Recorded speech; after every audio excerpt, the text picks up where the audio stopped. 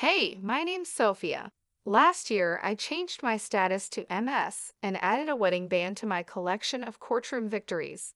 Slinging arguments before a judge is my zone, but I never thought I'd need a defense strategy for family dinners.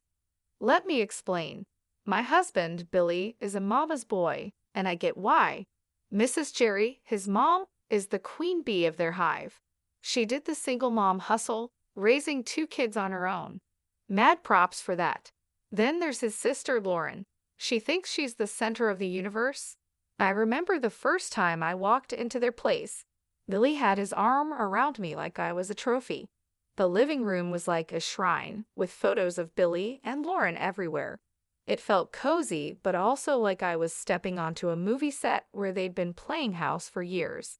Suddenly, I was the unexpected guest. Mrs. Jerry greeted me with a tight-lipped smile, the kind that says, "I'm smiling because I have to, but I'd rather be scrubbing the bathroom grout with your toothbrush." She wore one of those floral dresses that screamed, "I'm the matriarch." "Sophia, dear, Billy's told us so much about you," she said, sizing me up like a car she's not sure she wants to buy. "Yeah, I've been looking forward to meeting the famous Mrs. Jerry. Billy's mom has done nothing but sing your praises," I said, trying to warm up the room. "Oh, how sweet," Lauren chimed in. She'd been eyeing me like a hawk since I walked in. "Tell us, Sophia, how's the lawyer life? I picture you in court like on TV, making bank. So, how much do you actually make?" I almost choked. Who asks that right away? I laughed because what else could I do? "Ah, trade secret and all that," I shot back without missing a beat. Mrs. Jerry picked up the conversation like it was a relay race. "But surely you can give us a ballpark figure for family." Billy shot me a look that said, "Please don't be mad," but I kept my cool. "If I had $1 for every time someone asked me that, I have enough to change the subject." I tried to smile in a friendly way. Mrs. Jerry snorted. "Yeah," she snorted. "Well, it's no secret what a teacher earns, right, Billy?" she asked. Billy sighed. "Mom, let's not do this now." "Right, right," she said, waving her hand like she was dismissing a servant.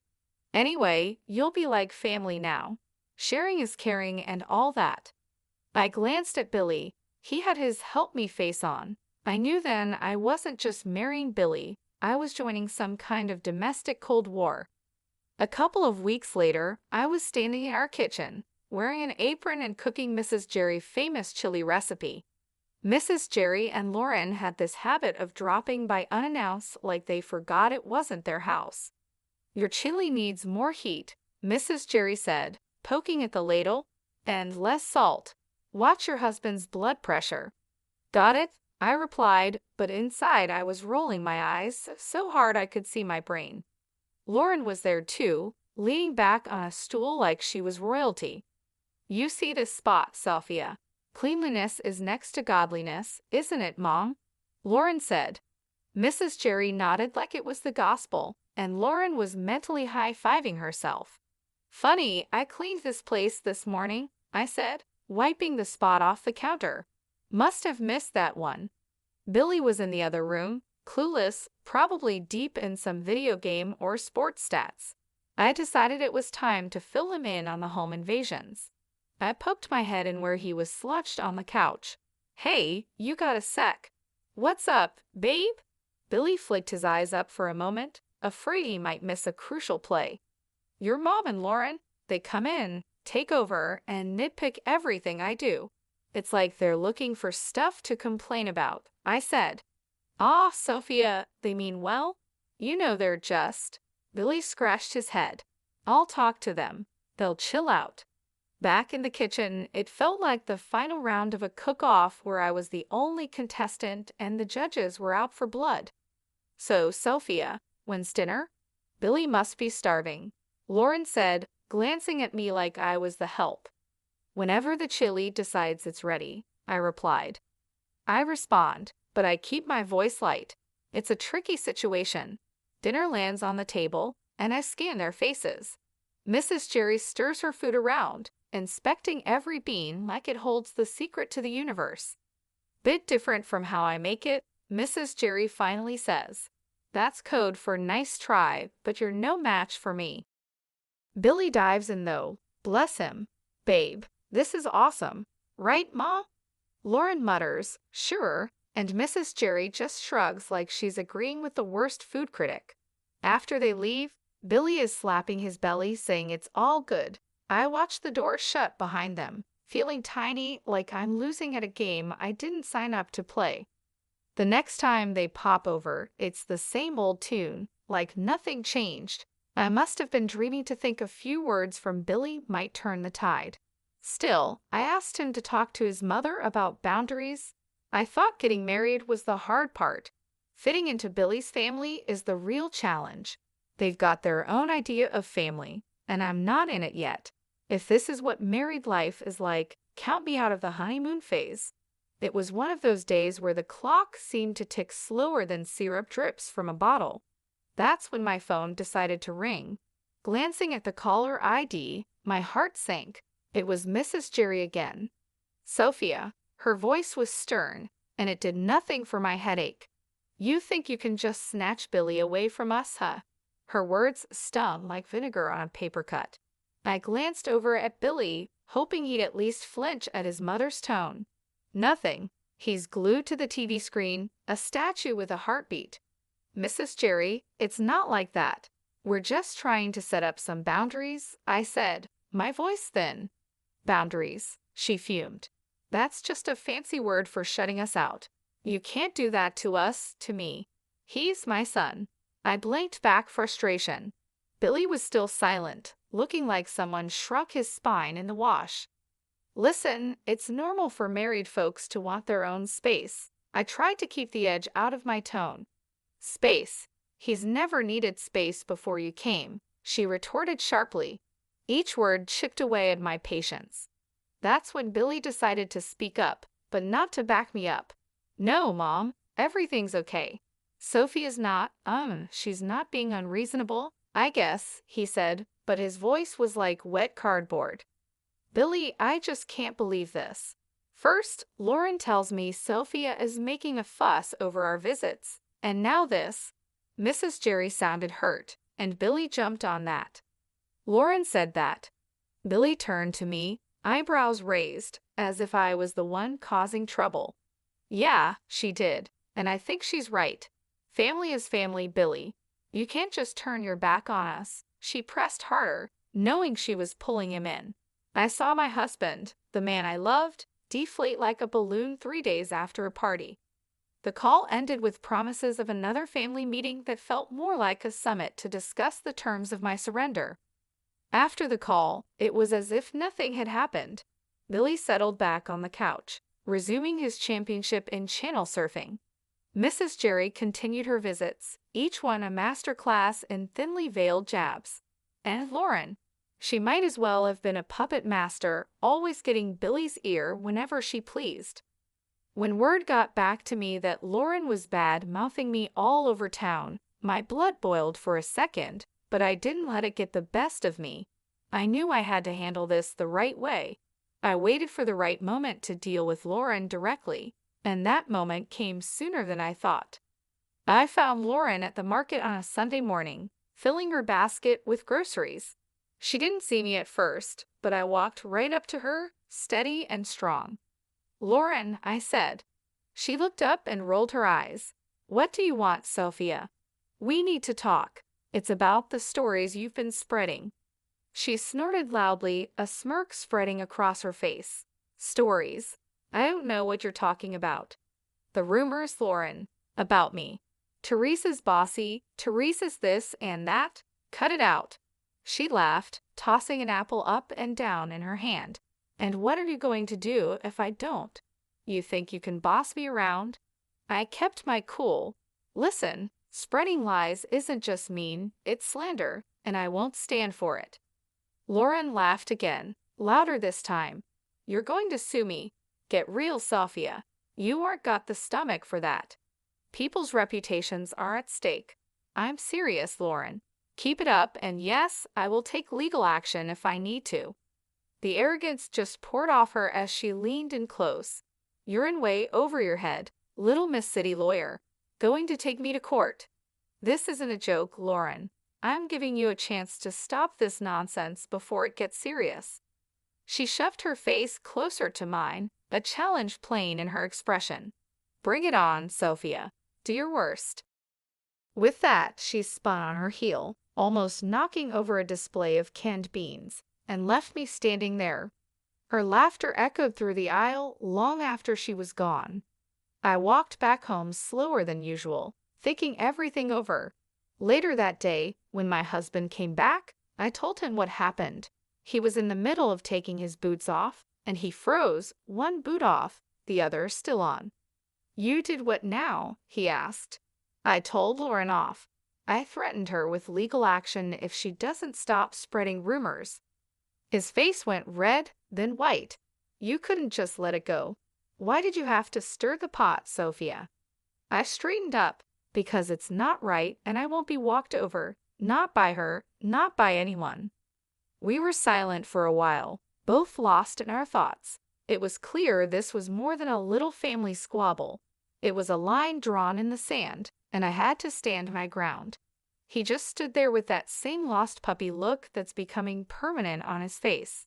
I threw myself onto the couch, fuming. The gossip might calm down for now, but Lauren is the kind of weed that keeps sprouting up. No telling when she'll start yapping again. And Billy? God knows if he'll ever find the guts to stand up to them. Right now, I just need to cool off and figure out my next move in this messy game they're all too eager to play. The whole mess with Lauren had me weighing my options like a pros and cons list in my head. I signed up for a life with Billy, not a daily soap opera with his family. And with things going from bad to worse, the word divorce started rattling around in my brain like loose change in a dryer. Then, as if on cue, Mrs. Jerry, the town's self-appointed gossip queen and Lauren's godmother, called me up. "Sophia dear," she chirped like a bird that spotted a worm, "we're throwing a little party for Lauren's engagement.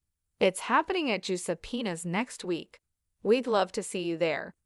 The tone of her voice was all fake niceness, the kind that practically screams, "I dare you to show up." After hanging up, I stared at the silent phone, thinking how this invite smelled like a setup. Billy was already on edge, and now this. I couldn't help but blurt out to him, "Guess who's got plans for us next week?" He was sitting at the kitchen table, his forehead creased like he was trying to iron out a thought. "Who's scheming now?" "Your sister's engagement party," I said. I say it straight out. We're invited, courtesy of Mrs. Jerry. Billy's face goes a shade paler, the crease deepening. "Oh hell." "Yeah, oh hell sounds about right. So what's the plan here, Billy? We going to roll over and play nice or what?" He's quiet for too long, and I'm not having it. "Come on, spit it out." Billy finally looks up, his eyes serious. "Sophia, it's family. I think we should go." I cross my arms, feeling the heat rise up my neck. "And let Lauren have a field day. I'm not their punching bag." He throws his hands up, a bit too dramatically. "What do you want me to say? That's my sister Sophia." I lean in, my hands flat on the table. "And I'm your wife. Does that not count for much these days?" The word divorce is right there on the tip of my tongue, but I bite it back hard. Billy runs his hand through his hair, making it stand up like he's just had an electric shock. "Of course it counts. Look, I'm stuck between a rock and a hard place here. I'm a heartbeat away from losing my cool." "Well, guess what, sweetheart, so am I. I married you, not your constant need to please your family at my expense." Billy stands up, walks over, and takes my hands. They felt rough, all work and worry. "Sophia, I love you. I do, and I hate that it's come to this. Let's not go to the party. You and me, we're a team, right?" It struck me then that this was the first time in a long while he picked me over them without flinching. It felt like finding an oasis in the middle of the desert. That night, the thought of divorce quietly tucked itself away. Not gone, but sleeping like a dog with one eye always open. but it was enough for me to catch my breath, to maybe believe that we could find some solid ground again. Giuseppe's was hopping when we showed up, walls throbbing with too loud laughter and clinking glasses. I spotted Mrs. Jerry right away, sitting Queen Bee style at the biggest table with that I rule the world look. There was Billy's sister Lauren, all grins like she won the lottery, and her guy Andrew, a deer in headlights type trying to smile. His folks were with them too, stiff and awkward like they wandered into the wrong movie theater. Mrs. Jerry zeroed in on me the second we stepped in. "Sophia," she oozed, like I was a 6-year-old not playing nice, "you'll be taking care of the bill tonight, right? To show you're one of us." I nearly spit out my drink. "What? Why me?" The table's all ears now, and the air's thick with that, "Oh, this is going to be good" vibe. Mrs. Jerry stretches her smile. "Tradition, sweetheart. The newest family member always shows their commitment." My jaw clamps shut so fast I'm surprised I don't chip a tooth. Commitment. That sounds a whole lot like a shakedown. Everyone's perked up like they're hearing a whistle. And there she goes, Mrs. Jerry puffing up like I slapped her. "Excuse me, that's uncalled for." Billy leans in, his voice barely more than a whisper. "Just do it, Sophia. It's not a big deal." "A big deal," I whisper back, my voice turning to a snarl. "No thanks, I aren't no one's piggy bank." He's hissing now, real quiet but clear. "Pay the damn bill, Sophia, or we're through. I mean it." My laugh is as sharp as a snapped wire. "You're not serious." He's all stone face and tight mouth. "You think I'm playing?" I stare him down. "Divorce over this?" He's all, "Family first, Sophia." I'm shaking my head. And where do I fit, huh?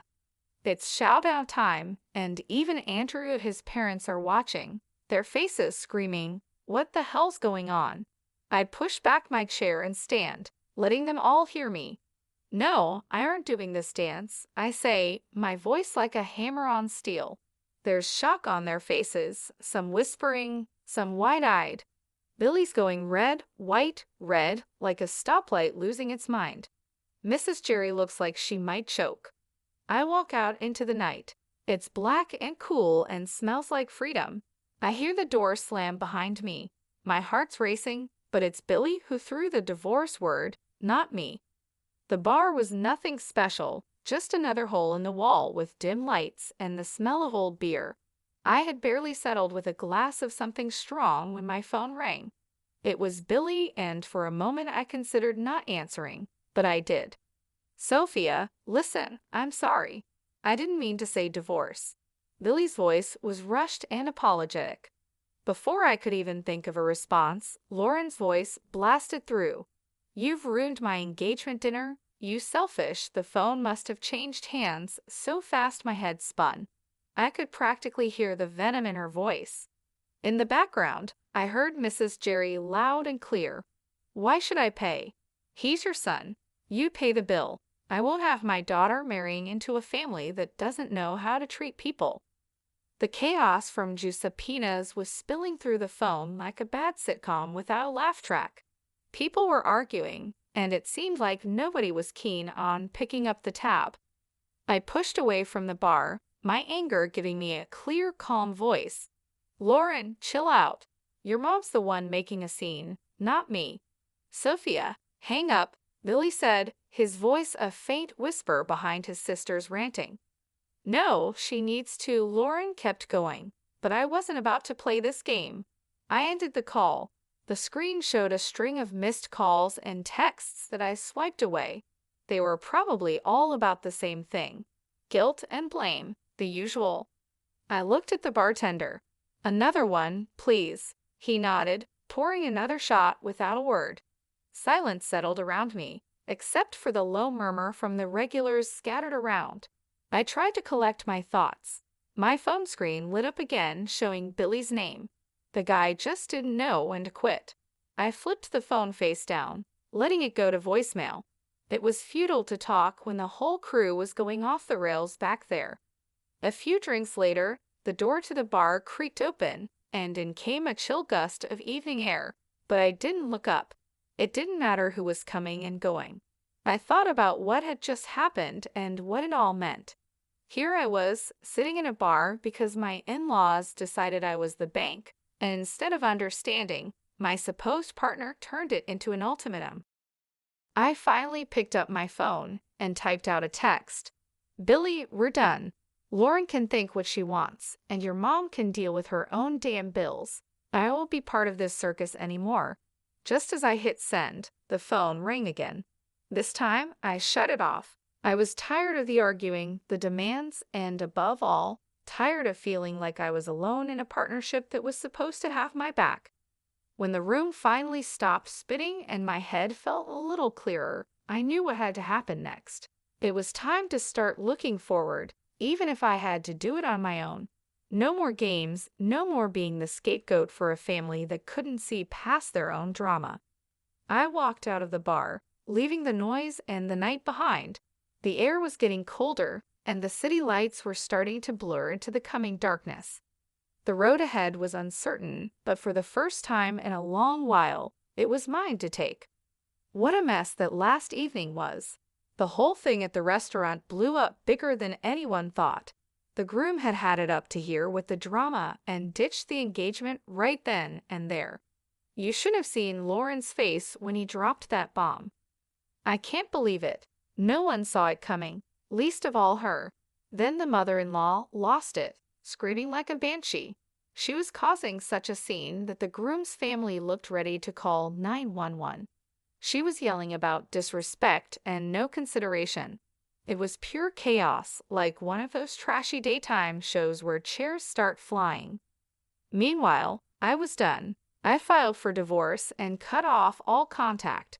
I ignored Billy's calls and deleted his messages. The last I heard, he, his sister, and my former mother-in-law from hell are all holed up in the same house, probably driving each other crazy.